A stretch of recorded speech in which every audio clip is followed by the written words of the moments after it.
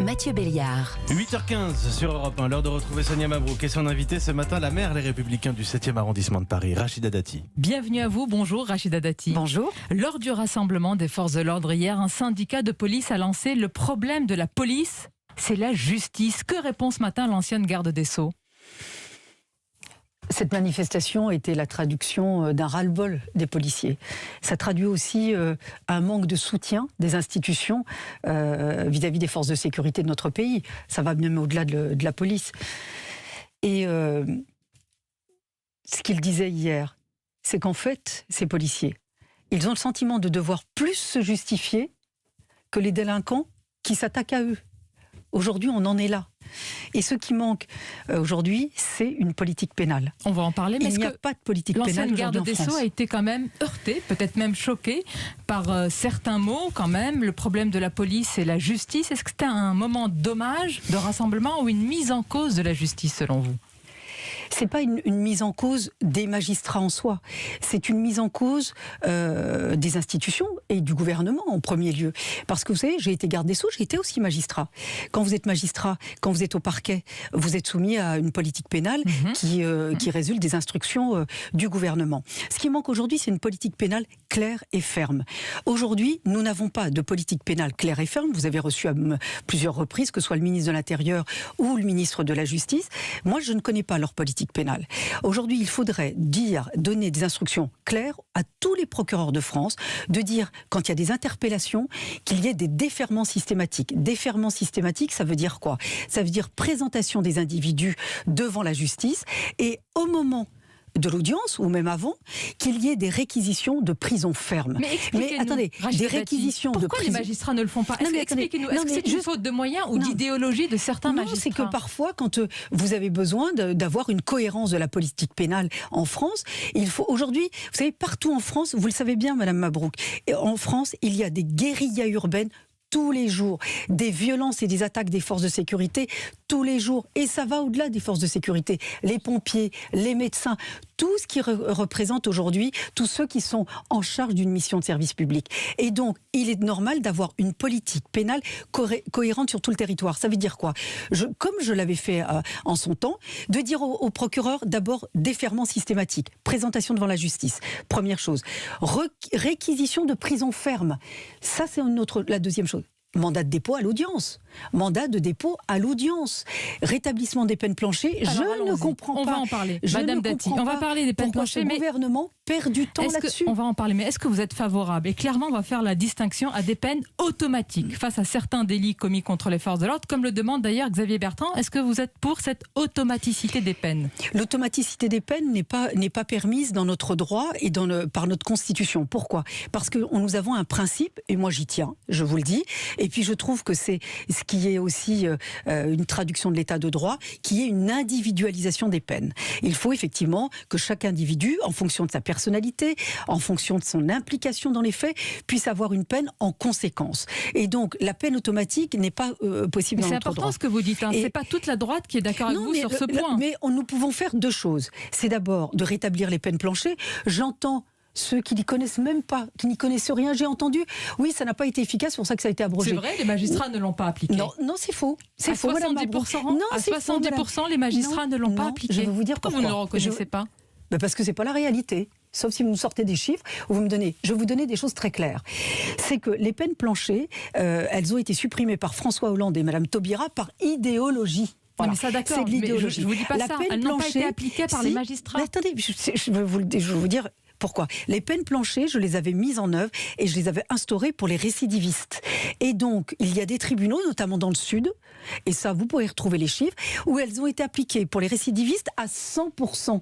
Aujourd'hui, rétablir les peines planchées, et notamment pour les attaques de policiers, c'est élargir leur application. Le garde des Sceaux dit que c'est un fiasco, et il donne des chiffres. Que pensez-vous de ces chiffres ? De 2008 à 2013, période pendant laquelle les peines planchées ont été en vigueur, il dit, Éric Dupond-Moretti, le quantum moyen d'emprisonnement était compris entre 7 7,3 mois et 7,8 mois. Et dès leur abrogation, à ces peines planchées, la moyenne d'emprisonnement était entre 8 et 9,5 mois. Donc en hausse sans les peines planchées. Les peines planchées applicables uniquement aux récidivistes. C'est comme si vous me disiez que une peine de prison était applicable pour un vol. Elle était dédiée, elle était circonscrite à des faits, une qualification pénale. La qualification, il fallait être en récidive. Et dans le cadre de la récidive, elles ont été appliquées et bien appliquées. Et je peux vous dire qu'il y a des tribunaux, je vous le répète, dans le Sud notamment, où c'était appliqué à 100% pour les récidivistes. Là, il faut élargir la base. Parce que je vais vous dire, Madame Mabrouk, la peine, une peine ferme, c'est répressif, mais c'est aussi très dissuasif. Il faut également les rétablir pour les mineurs.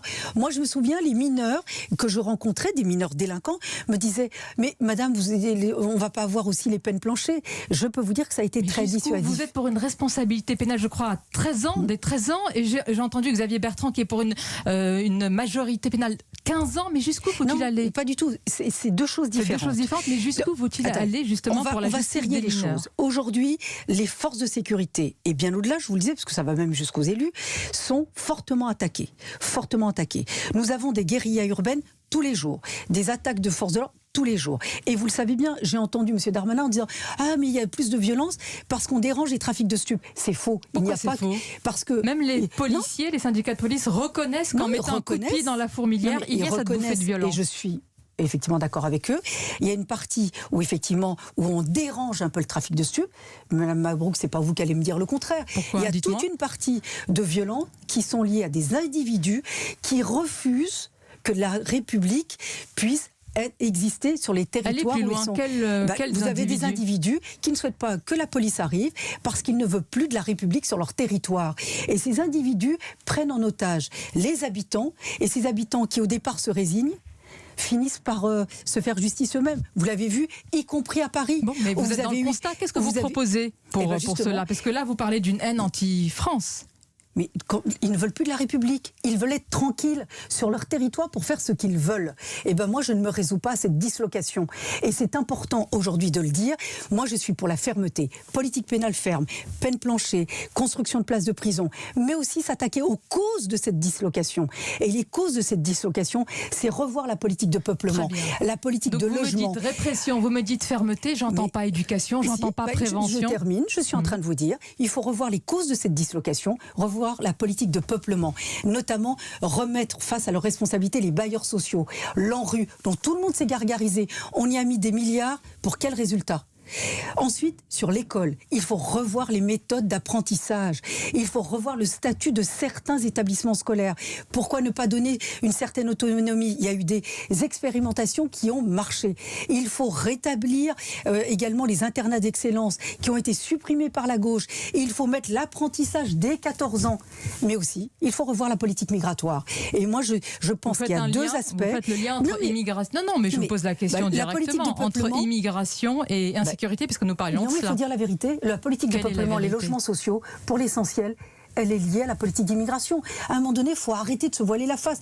À Paris, au centre de Paris, ça existe. Et donc, la politique migratoire, revoir les critères de regroupement familial. Et les critères de regroupement familial, il faudrait les conditionner à l'habitat et l'emploi. Première chose. Et tous les déboutés du droit d'asile et tous ceux qui n'ont plus rien à faire sur notre territoire, il faut pouvoir augmenter la durée de rétention jusqu'à l'expulsion. Si c'était si facile, Madame Dati, vous savez que c'est compliqué comme procédure, mais... Non, c'est pas très compliqué. C'est du courage politique.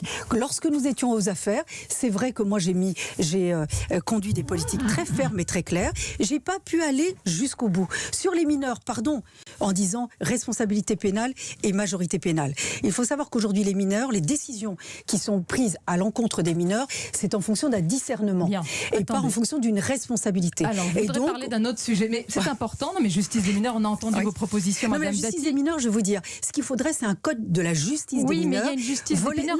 Mais si le gouvernement l'a fait, à la rentrée, il va y avoir des peines rapidement appliquées. C'est une application plus rapide. Ça, c'est pour vous. Non, je vous dis les faits. Je vous dis les faits simplement. Non, mais vous pensez que ça va résoudre le problème? Il y a deux aspects sur les mineurs. Il faut avoir un code de la justice des mineurs qui n'existe pas.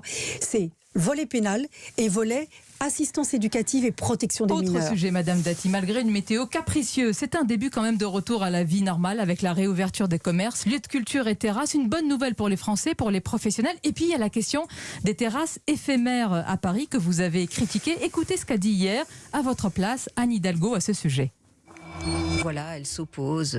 Je pense qu'on peut être dans une opposition un peu plus responsable et réaliste, et puis surtout arrêter de penser que la politique, c'est juste attaquer ses adversaires. La politique, c'est faire des choses pour que les gens vivent mieux.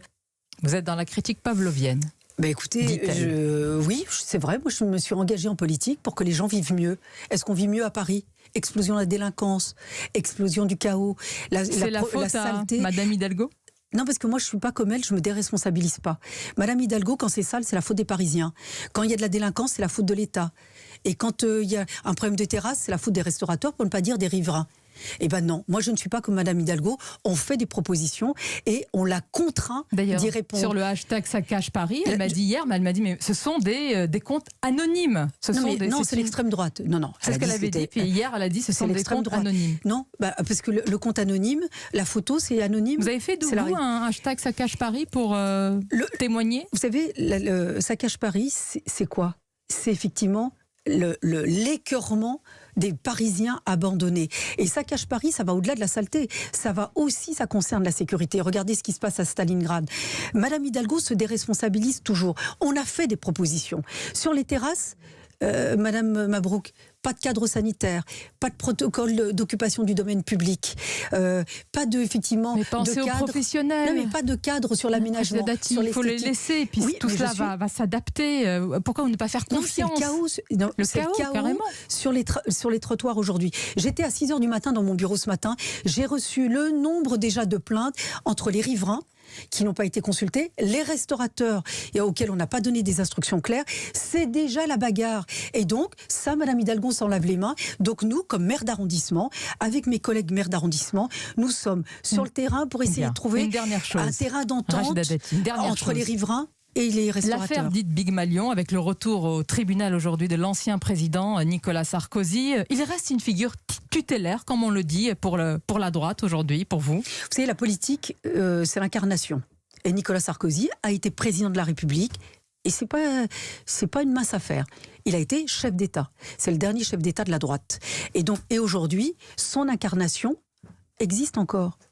Il a une vision politique pour son pays, il a une vision politique même à l'international.